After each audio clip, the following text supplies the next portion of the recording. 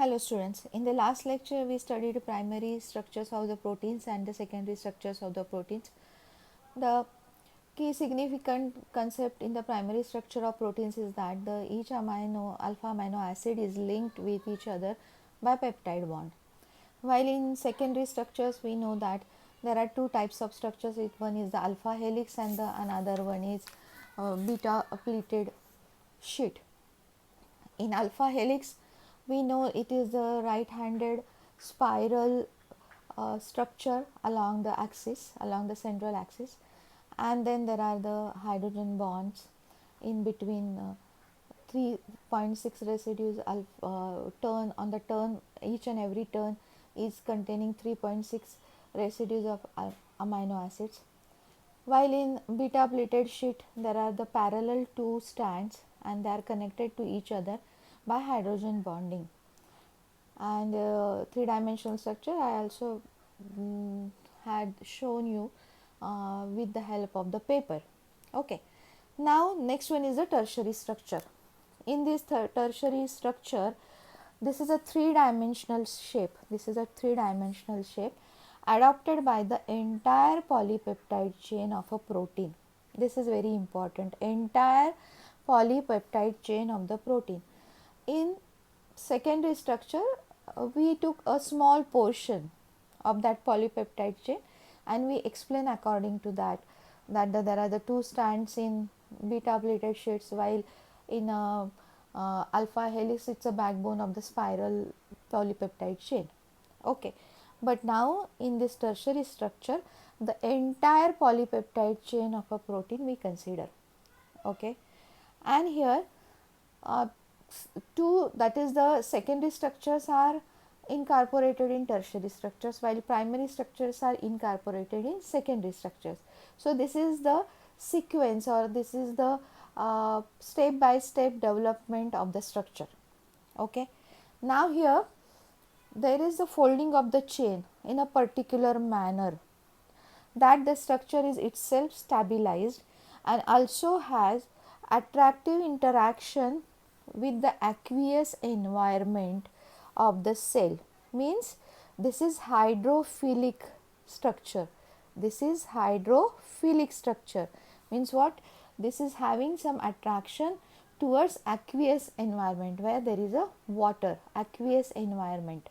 Okay, and whatever we studied first, those the globular and the fibrous structures, they are nothing but tertiary structures. Globular and fibrous structures are nothing but tertiary structures.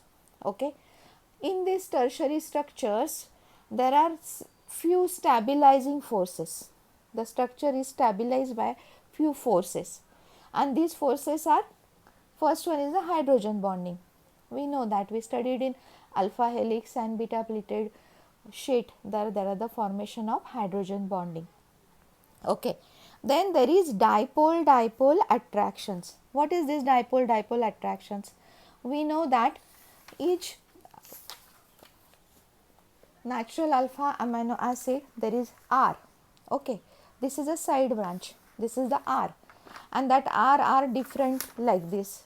In glycine it is H, with alanine it is the CH3, or if you are going to see like this asparagine, then there is a CO bond, that is C double bond O bond.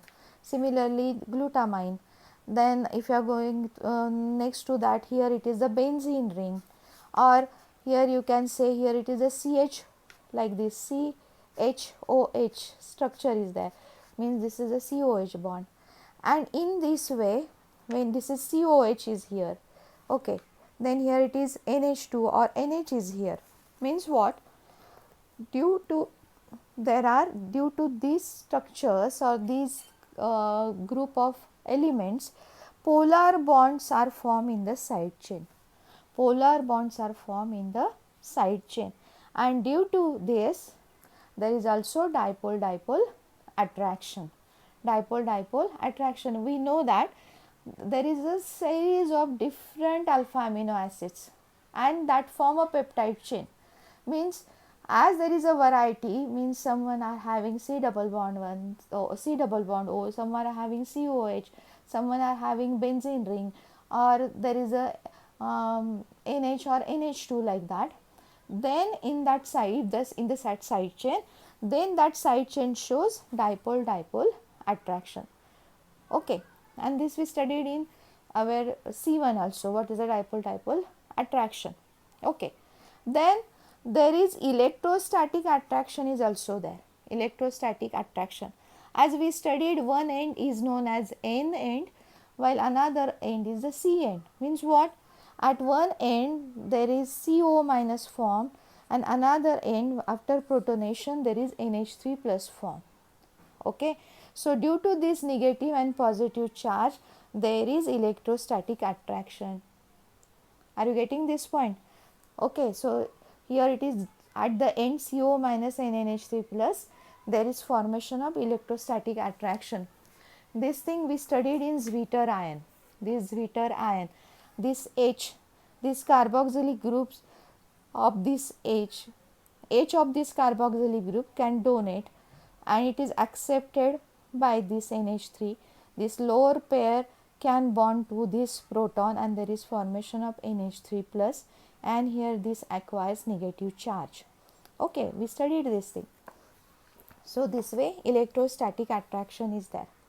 Then next is very important factor, that is known as London dispersion forces. Now what these are the London dispersion forces? These are the hydrophobic interaction. Here it is hydrophilic interaction while here it is hydrophobic interaction. Means what? The non-polar side chains interact with each other. The precise word for interact is actually dispersion. Okay, they dispel to each other due to steric hindrance,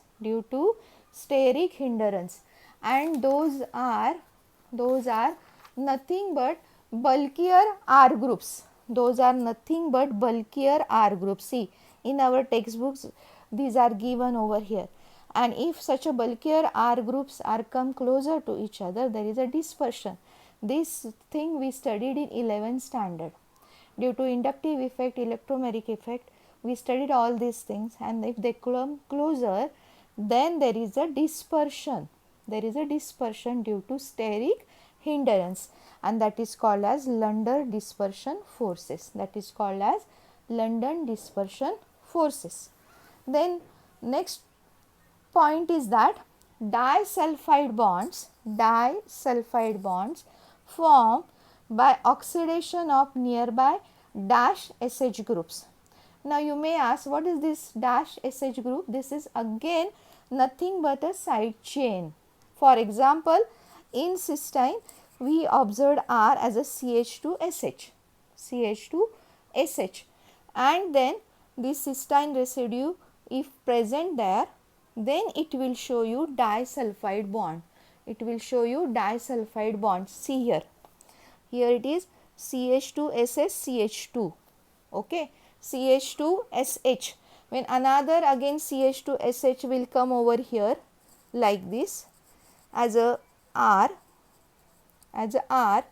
then there is disulfide bond formation. Like this. This H and H removed over there, and there is a disulfide bond formation, and this is indicated over here. This is also one of the stabilizing force. This is also one of the stabilizing force to the tertiary structure. So in all, see here, this is very intricate structure but very easy to understand. When there is a spiral structure, it is alpha helical structure. Okay, when there are strands like this, okay, and there are the pleats and they are bonded with the hydrogen bonding like this, then that is beta pleated structure. Okay, when there is a primary structure, then that is linked with the peptide bonds, to each other. Then in that structure, these different type of stabilizing factors mentioned. One is a disulfide bond, one is electrostatic attraction, one is London dispersion forces, and in all tertiary structure of protein look like this. And this is the entire polypeptide chain. Try to understand this, and that's why different type of forces, different type of structures we observed in one polypeptide chain of the protein. Okay, this is the entire polypeptide chain. This is not a particular part, this is not the particular part like this. This is the entire polypeptide chain and different forces are acting on that. Okay, try to understand all these things. Then after that we are going to see quaternary structure. Quaternary structure. Now here multiple tertiary structures. Now in quaternary, these are not the 4 but these are multiple tertiary structures. Okay, so if there are the 4 tertiary structures, if there are 5 tertiary structures, then those are under quaternary structure, means multiple. Okay, come together into one protein complex. One protein complex.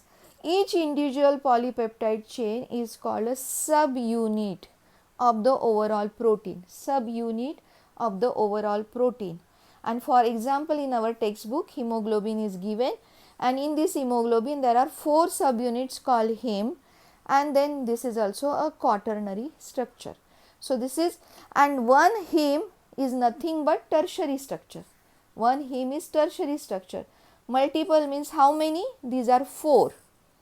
Okay. So it is held by intermolecular forces in a compact 3-dimensional shape. In a 3-dimensional shape. See now, here this is figure 14.22. First, alpha amino acids. This is the sequence of alpha amino acids, means they are linked to each other by the peptide bonds. Then in secondary structure, this is beta pleated sheet and alpha helix. In the primary, these are the primary structures incorporated over here. Then these two are beta pleated and alpha helix like this. They are in a tertiary structure. And now here these are the multiple units of the tertiary structure, shows us quaternary structure. Multiple units shows us quaternary structures. Okay. If you want to go in detail, just Google on it, you will get so many different examples of these quaternary structures, and so you can understand it very well also there. Okay, this is the thing over here. And then here it is. After this, next topic is denaturation of the proteins. Denaturation of proteins. This is very day-to-day life example. Denaturation of proteins. So many times in the kitchen you observe this denaturation of proteins. A very common example is when raw egg, if you are going to heat or if you are going to keep in a boiled water, it turns boiled egg. Okay. So here due to high temperature, this is the one of the example, high temperature, the specific shape of protein we get, specific shape of protein. When it is a raw egg, it is in the liquidy form. When it is a boiled egg, then it is a solid form. Okay. Similarly, if proteins present in the milk, if it is that milk is curdled, then we get paneer. Okay. That milk, first of all, it is in the liquid form, but when we get paneer, it is solid form. That is the cottage cheese. It is in the solid form. Means what? The proteins present in the milk change their shape. Change the shape. Okay. And this is known as denaturation. This is known as denaturation. Similarly, if you observe stock of chicken or stock of mutton, the proteins initially when it is hot, they are in the liquid form. But if you are going to cool it down in the fridge or outside the fridge also, then that proteins converted into jelly form. If not noticed yet, please go to kitchen when it is available and see the what is the denaturation. So you can understand it very well. So what is this exactly? See, high temperature, example is of our egg. Okay, you are going to provide high temperature, you see the liquidy form of the egg is converted into the solid. Then it is acid. Yes, if you want to curdle the milk to get paneer, you have to add citric acid. Okay, or otherwise you can add salt, that is nothing but we have to add salt.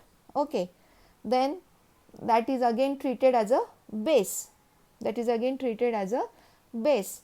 And then even agitation can also disturb the structure. Okay, some you are going to say go through the proper meaning of the agitation, and then you can see it, what are the changes in that. And the non-covalent interaction responsible for specific shape of protein.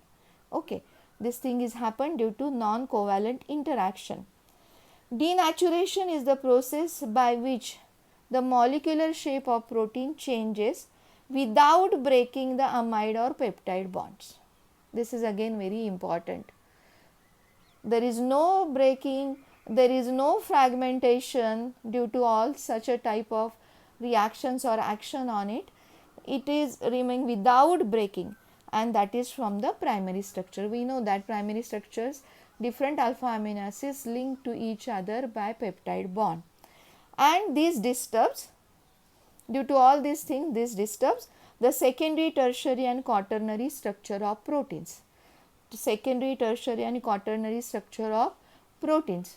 Okay, even properties are going to change. The milk gives some different properties while paneer gives some different properties. Okay, we can say raw egg is quite difficult to digest, but boiled egg is easy to digest. Why this is so? Due to properties are also different. Okay, this is all for primary structure, then secondary structure, then quaternary structure, and then denaturation of proteins. So here is the end of our protein topic, and then next one is the enzymes. In the next lecture I am going to explain you enzymes. Thank you, students.